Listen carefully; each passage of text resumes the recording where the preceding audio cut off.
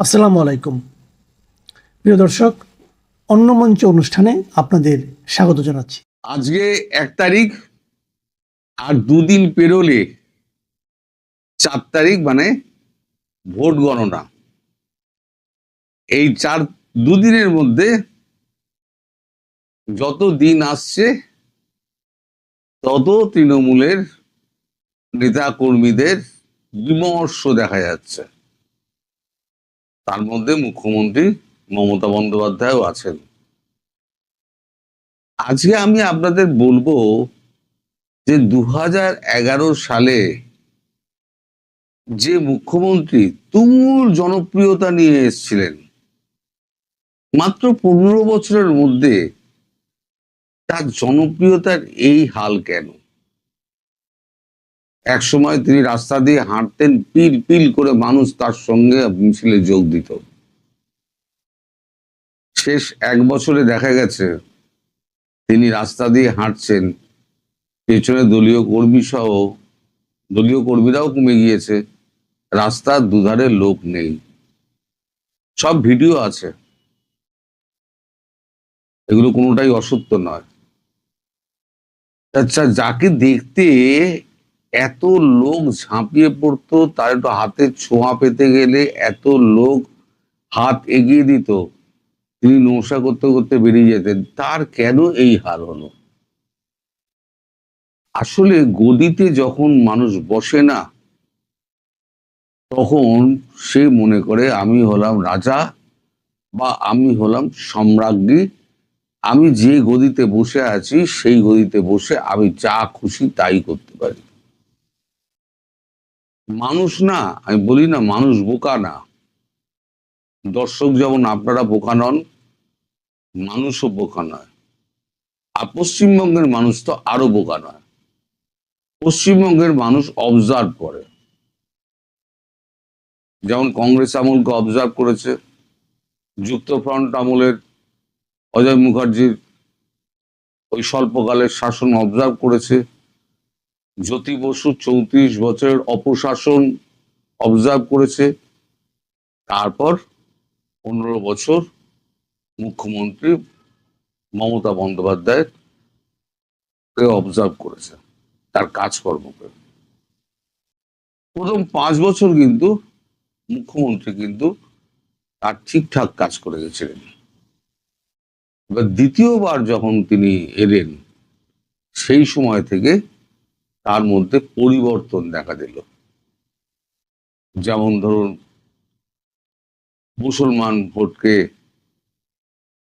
কবজায় আনার জন্য তাদেরকে তোষামত করা, হিন্দুদের উপেক্ষা করা, হিন্দু দেবদেবীদের উপেক্ষা করা, এবং তার একটা আস্থা ছিল যে সুন্দর মুখের জায়গা, মানে জয়যাত্রা সর্বত্র। তিনি টালিগঞ্জের অভিনেতা অভিনেত্রী দিয়ে দাঁড় করিয়ে তিনি গ্রামের মানুষের ভোট টানতে শুরু করলেন। আর গ্রামের মানুষ কি, সব সিনেমা সিরিয়াল দেখে, তারা নায়ক দেব দেখছে, কোয়েল মল্লিক দেখছে, তারপর আরো সব নাম করছি না, তারা তারা সমস্ত আসছে, তারা দেখছে, তারা উজাড় করে তারা ভোট দিয়েছে। দিয়ে দেখলো যে আমি তো ভোট দিলাম, যাকে দিলাম তাকে কিন্তু আর দেখা গেল না, তাদের তো সময় নেই।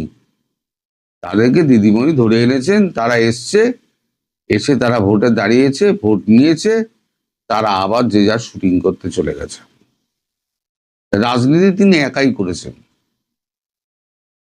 এই যে দুটো ক্ষেত্রে আমি বললাম যে হিন্দুদের অপমান করা এবং মুসলমান তোষণ করা, হিন্দুরা এটা আস্তে আস্তে আস্তে আস্তে বুঝতে পারলো যে আমরা নিজেদের পায়ে নিজেরা কুড়ুল মেরেছি। মানে যে কারণে আমি দুর্বৃত্তায়ন দূর করার জন্য আমি সিপিএম কে আমি তাড়ালাম, একজন এসে বসে এক দুর্বৃত্ত ক্ষমতায় বসে গেল, তারা আমাদের কোণঠাসা করতে লেগে গেল এই দলটা। তারপর হলো গিয়ে গুন্ডাবাজি, চুরি ডাকাতি মাৎসন্যায় হচ্ছে। মহিলা মুখ্যমন্ত্রী থাকাকালীন মহিলাদের ওপরে যে অত্যাচার পশ্চিমবঙ্গে হয়েছে সারা পৃথিবীতে কোথাও বোধহয় হয়নি। মহিলারা হলেন এখানে সব থেকে অসুরক্ষিত। ধরুন আমি একটা আইন কিরকম ছিল, আপনি যদি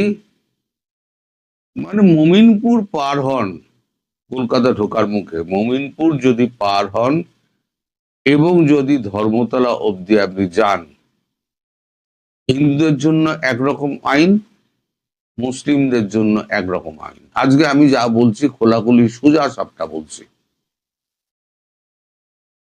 ধরুন আমাদের জন্য বাইকে যেতে গেলে সিঙ্গেল হোক আর ডবল হোক আমাদের হেলমেট পরতেই হবে। হেলমেট সুরক্ষার জন্য পরা, সেটা আমি মানি। হেলমেট পরলে নিজেরই ভালো। সরকার যা করে সুরক্ষার জন্য করে। কিন্তু মুসলিমদের জন্য কোনো বিদেশ নিষেধ নেই। আমরা দুজনের বেশি আমরা বসাতে পারবো না, সেখানে তারা 3 জনও বসাতে পারে, 4 জনও বসাতে পারে। তাদের জন্য ট্রাফিক সিগন্যালের বাধা নেই, তাদের জন্য ফাইন নেই, তারা যা খুশি তাই করতে পারে। এবং আপনি যদি তাদের সঙ্গে তর্ক করেন, একটা মুসলমান 10 জনকে ডেকে আনবে, ডেকে এনে আপনাকে সোজা পিটিয়ে হাসপাতালে ঢুকিয়ে দেবে। পুলিশ সামনে দাঁড়িয়ে থাকবে, কেউ আপনাকে বাধাও দেবে না। আর পারলে বলবে ছেড়ে দিন, আপনি উঠে যান, বাসে উঠে যান। কিন্তু তাদেরকে নিবৃত করার চেষ্টা করবে না। তার থেকে আস্তে আস্তে মানুষ বুঝতে পারলো যে হিন্দুরা তার কাছে অসুরক্ষিত হয়ে গেছে।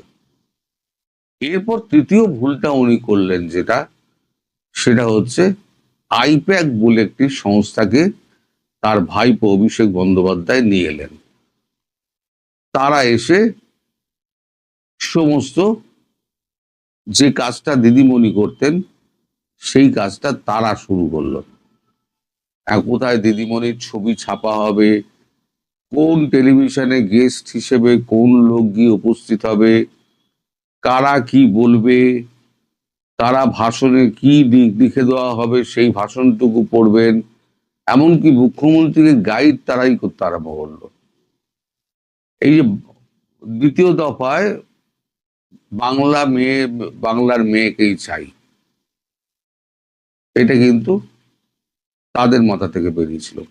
সে অর্গানাইজেশনের নাম হচ্ছে আইপ্যাক, তার প্রধান হচ্ছেন প্রশান্ত কিশোর। এখন তিনি আইপ্যাক ছেড়ে দিয়ে তিনি আবার রাজনীতিতে ফিরে গেছেন। আইপ্যাক এখন জৈনরা চালায়, যে জৈন অ্যারেস্ট হয়েছিল আমি বলেছিলাম। এখন তাদের যে সমস্ত বাচ্চা ছেলেপিলে আছে, তারা এই বয়স্ক সমস্ত যারা দীর্ঘদিনের বিধায়ক তাদেরকে দিয়ে জ্ঞান দিত। আপনি এই বলবেন, আপনি ওই বলবেন, আপনি এখানে যাবেন না, ওখানে যাবেন না, হাত পায়ে বেরিয়ে পড়িয়ে দেওয়া। এটা কিন্তু দলের নেতা মন্ত্রীদের একটা মানে মানে অসহ্য হয়ে গেছিল তাদের কাছে এই জিনিসটা। তারা রীতিমতো অপমানিত বোধ করছিলেন। ফলে দলের মধ্যে একটা তীব্র অসন্তোষ তৈরি হয়েছিল। এই বাচ্চা ছেলেগুলো যারা আমাদের নাতির সমান, তারা এসে আমায় জ্ঞান দিচ্ছে রাজনীতি নিয়ে, এটা তারা বরদাস্ত করতে পারছিল না। এই সব মিলিয়ে তৃতীয়বারেও ভোট ম্যানেজ করে কাউন্টিং, যার জন্য উনি এত ভয় পাচ্ছেন, কাউন্টিং এর জায়গায় গিয়ে উনি বসে রয়েছেন, যেখানে স্ট্রং রুম রয়েছে, বসে রয়েছেন কেন? এখন থেকে উনি ভাবছেন যে কাউন্টিং আমি যা করেছি ওরাও যদি করে, বিজেপি তো করবে না, বিজেপি জানে যা করার আমি করে দিয়েছি, এবার কাউন্টিংটা ফেয়ার হলেই হবে। এই কাউন্টিং এর দিনটা পর্যন্ত আমাদের কিন্তু অপেক্ষা করতে হবে। কাউন্টিংটা যদি একদম ফেয়ার হয় তাহলে দিদিমণির কপালে কিন্তু অশেষ দুর্গতি আছে। আমি যেটা বলেছি, যে সেরাম দুর্গতি হয় তাহলে হয়তো 100ও পেরোতে পারবেন না, এই সেরাম দুর্গতি হয়। তো যাই হোক, এখন এই যে আইপ্যাক চলে গেল এবং দিদিমণি ভবানীপুরে বাধা পড়ে গেলেন, 15 বছরের মধ্যে এই প্রথম তাকে দেখা গেল ভোটের 5-6 দিন ধরে তিনি ভবানীপুরের দরজায় দরজায় ঘুরছেন, হাত জোর করে তিনি প্রত্যেককে ভোট দেওয়ার জন্য আবেদন করছেন। সেটা কি এমনি? তা নয়। আসলে শেষের দিকে উনি বুঝেছেন যে জনতা ওনার থেকে মুখ ফিরিয়ে নিয়েছে, এটা উনি অনুধাবন করেছেন। তার ফলেই তিনি একটা ভিডিও প্রকাশ করেছেন হাত জোর করে, যে আমার পাশে থাকবেন আর কর্মীরা যেন মনোবল চাঙ্গা করে থাকে, আমি 226টা আসন নিয়েই ফিরছি। এখন দেখুন, সবাই তো ভোটে লড়ে তো জেতার জন্য, কেউ তো হারার জন্য নয়। ফলে উনি বলবেনই আমি জিতছি এবং ভিক্টরি সাইন উনি দেখাবেন। কিন্তু শেষ কথা বলবে তো হচ্ছে কাউন্টিং। 4 তারিখ 4টের মধ্যে পরিষ্কার হয়ে যাবে যে দিদিমণির হাল এই জায়গায় এসে দাঁড়ালো এবং কত সিট উনি পেলেন এবং কত সিটের ব্যবধানে উনি হারলেন। আর পশ্চিমবঙ্গের মানুষ কি জানেন? পশ্চিমবঙ্গের মানুষ হচ্ছে অবজার্ভ করে, প্রথম বললাম, আর যে পার্টিকে সরিয়ে দেয় তাকে দ্বিতীয়বার আর সুযোগ দেয় না। প্রথমে কংগ্রেসকে সরালো, কংগ্রেস শেষ। তারপর 34 বছর সিপিএম এর রাজত্বকে সরালো, সিপিএম শেষ। কংগ্রেসের মুখ্যমন্ত্রী ছিলেন কিন্তু সিদ্ধার্থ শঙ্কর রায়। 1971 থেকে 1977 পর্যন্ত উনি শাসন করে গেছেন। সেই সময় নকশাল আন্দোলনে উনি একেবারে মানে গুলি করে করে সমস্ত মেরেছিলেন। তার রক্তের দাগ কিন্তু সারা জীবনও হাত থেকে মুছেনি। তারপরে তাকে বিদায় করা হলো, কংগ্রেস শেষ। সিপিএম কে বিদায় করা হলো, সিপিএম শেষ। এবার তৃণমূল যদি বিদায় হয়ে যায়, বলি না আমি, তেজপাতা হয়ে যাবে, আর তেজপাতা হয়ে যাবে। আর দিদিমণির স্বাস্থ্যও ভালো নয়, নানান রোগ আছে, ক্ষমতা হারানোর একটা মানে দম, মানে এই কি বলে, যে দুঃখ, ব্যথা, যে যন্ত্রণা, ভেতরে ভেতরে শোক এবং পুরনো ভুলগুলো যখন তার মনে পড়বে, তখন ভেতরে ভেতরে আরো উনি ভাঙবেন। ফলে ওনার শরীর হয়তো আরো ভেঙে পড়বে। আর তার অবর্তমানে বা তার বসে যাওয়াতে এই তৃণমূল আর ক্ষমতায় আসতে পারবে না, এও তেজপাতা হয়ে যাবে। সুতরাং 4 তারিখে বোঝা যাবে যে দিদিমণির ভাগ্যে কি লেখা আছে এবং বাংলার ভাগ্যে কোন পতাকা আবার সামনে আসবে। গেরুয়া পতাকা আসবে নাকি নীল সবুজ আবার ফিরে আসবে।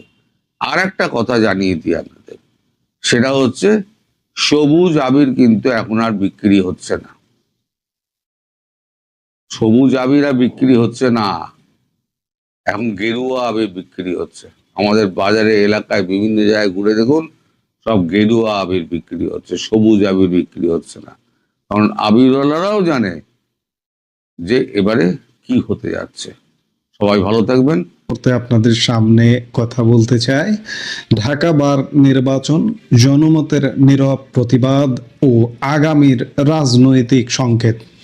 গত 29 এবং গতকাল 30 এপ্রিল ঢাকা বার বাংলাদেশের সদস্য সংখ্যার দিক দিয়ে সবচেয়ে বড় বার অ্যাসোসিয়েশন, ঢাকা বার অ্যাসোসিয়েশনের ভোট গ্রহণ অনুষ্ঠিত হয়েছে।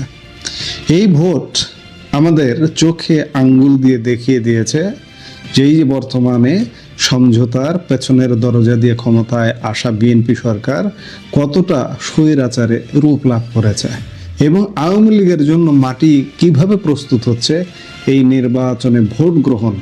ফলাফল যেটি হোক, ফলাফল তারা তাদের মতো করে নিয়ে যাবে, কিন্তু ভোট গ্রহণের চিত্র, ভোটের পূর্বাপার চিত্র আঙ্গুল দিয়ে দেখিয়ে দিচ্ছে চোখে যে আওয়ামী লীগের জন্য বাংলাদেশের মাটি প্রস্তুত হচ্ছে। দেশের বর্তমান রাজনৈতিক গতি প্রকৃতি ও নির্বাচন ব্যবস্থা নিয়ে সচেতন প্রতিটি নাগরিকের মনেই এখন নানা প্রশ্ন ঘুরপাক খাচ্ছে এই একটি ভোটকে কেন্দ্র করে। আমরা আজ এমন এক সময়ে দাঁড়িয়ে আছি যেখানে গণতন্ত্রের প্রতিটি স্তম্ভ নিয়ে নতুন করে ভাববার অবকাশ তৈরি হয়েছে। আজ আমরা বিশেষ করে আলোচনা করব ঢাকা আইনজীবী সমিতি বা ঢাকা বারের সাম্প্রতিক নির্বাচন নিয়ে।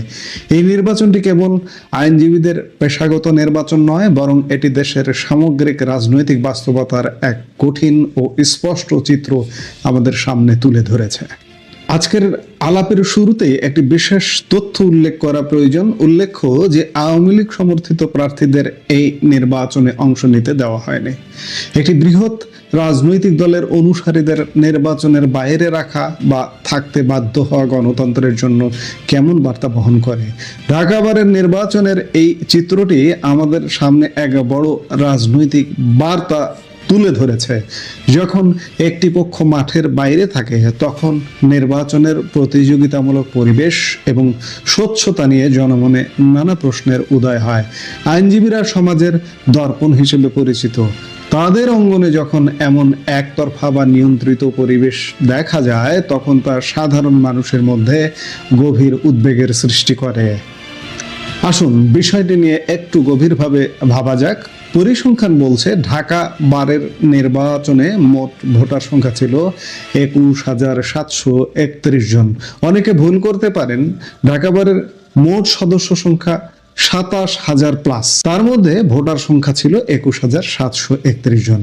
কিন্তু আপনারা শুনলে অবাক হবেন যে ভোট দিয়েছেন মাত্র 7,069 জন, অর্থাৎ মাত্র 33% ভোটার কেন্দ্রে গিয়েছেন। এখানে যেহেতু সংখ্যাটা কম, আমাদের এই যে গত 12 ফেব্রুয়ারি যে প্রহসনের জাতীয় সংসদ নির্বাচন হলো, সেই নির্বাচনেও কিন্তু ভোট কাস্ট হয়েছে অ্যাকচুয়ালি মাত্র 25 থেকে 30%, এর বেশি নয়। এটি হচ্ছে বাস্তব চিত্র, কারণ সেই নির্বাচনেও আওয়ামী লীগকে বাইরে রাখা হয়েছে। এই ছোট নির্বাচনটিকেও একদম আওয়ামী লীগ বিহীন নির্বাচন হিসেবে পরিগণিত করার জন্য আওয়ামী লীগকেও বাইরে রাখা হয়েছে। একবার চিন্তা করুন যে নির্বাচনের কি একটা দুর্গতি। এই 33% ভোটদান আসলে কি নির্দেশ করে? এটি কি সাধারণ ভোটারদের নির্বাচন ব্যবস্থার প্রতি চরম অনাস্থা নয়, নাকি এটি একটি নীরব বর্জন? দেশের সবচেয়ে বড় এবং গুরুত্বপূর্ণ বার অ্যাসোসিয়েশনে যদি 2/3 ভোটার ভোটদানে বিরত থাকেন, তবে বুঝতে হবে গণতন্ত্রের স্বাস্থ্য খুব একটা ভালো নেই। ভোটারদের এই অনুপস্থিতি রাজনৈতিক দলগুলোর জন্য একটি শক্তিশালী নেতিবাচক বার্তা। অবাক লাগে যে খুব অল্প সময়ের ব্যবধানে বিএনপি স্বৈরাচার হয়ে উঠল। এই আক্ষেপ আজ অনেকের মুখে। রাজনীতির মাঠে ক্ষমতার পালাবদল ঘটে, কিন্তু ব্যবস্থার পরিবর্তন কি হচ্ছে? যখন একটি দল ক্ষমতার বাইরে থাকে, তখন তারা গণতন্ত্রের কথা বলে, কিন্তু ক্ষমতায় বা প্রভাব বিস্তারের সুযোগ পেলেই কি তারা নেতিবাচক পথ অনুসরণ করে? ঢাকা বারের নির্বাচনের ফলাফলের ধরনে অনেকেই সেই ছায়াও দেখতে পাচ্ছেন। আর স্বাভাবিকভাবেই প্রশ্ন জাগে, আওয়ামী লীগের জন্য বাংলাদেশ কিভাবে প্রস্তুতি নিচ্ছে আপনি কি বুঝতে পারছেন? যখন মানুষ বর্তমানে বিদ্যমান ব্যবস্থার উপর হতাশ হয়, তখন তারা বিকল্প খুঁজতে শুরু করে। এই 33% বাইরে থাকা বিশাল জনশক্তি কি আওয়ামী লীগের জন্য একটি নতুন সুযোগের ক্ষেত্র তৈরি করছে, নাকি বাংলাদেশ এক নতুন রাজনৈতিক মেরুকরণের দিকে এগুচ্ছে? মানুষের এই নীরবতা বড় কোনো ঝড়ের পূর্বাভাস হতে পারে। এমন পরিস্থিতিতে আমাদের রাজনৈতিক ও সামাজিক ভবিষ্যতের চিত্রটি কেমন হতে পারে? এটি একটি অত্যন্ত গুরুত্বপূর্ণ প্রশ্ন।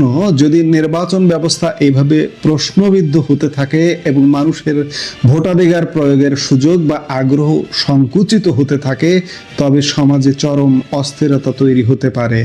অংশগ্রহণমূলক রাজনীতি ছাড়া একটি স্থিতিশীল রাষ্ট্র গঠন অসম্ভব। ঢাকা বারের এই ক্ষুদ্র পরিসরের নির্বাচনটি আসলে জাতীয় রাজনীতির একটি পাইলট প্রজেক্ট বা ছোট প্রতিচ্ছবি। যদি আমরা এখনই সচেতন না হই, তবে আমাদের ভবিষ্যৎ প্রজন্ম এক অন্ধকার ও একতরফা রাজনৈতিক সংস্কৃতির মুখোমুখি হবে। সুপ্রিয় দর্শক, ঢাকা বারের এই নির্বাচন আমাদের চোখে আঙ্গুল দিয়ে দেখিয়ে দিল যে ভোটাররা কেবল প্রার্থীর জয় পরাজয় দেখেন না, তারা দেখেন প্রক্রিয়ার স্বচ্ছতা। আওয়ামী লীগবিহীন এই নির্বাচনে 33% উপস্থিতি আমাদের রাজনৈতিক দলগুলোর জন্য এক বড় সতর্ক বার্তা। জনগণের আকাঙ্ক্ষাকে অবজ্ঞা করে কোনো রাজনৈতিক শক্তি দীর্ঘস্থায়ী হতে পারে না। একবার চিন্তা করুন, বিএনপি আসলে ক্ষমতায় এলো কিভাবে, কোন প্রক্রিয়ায়?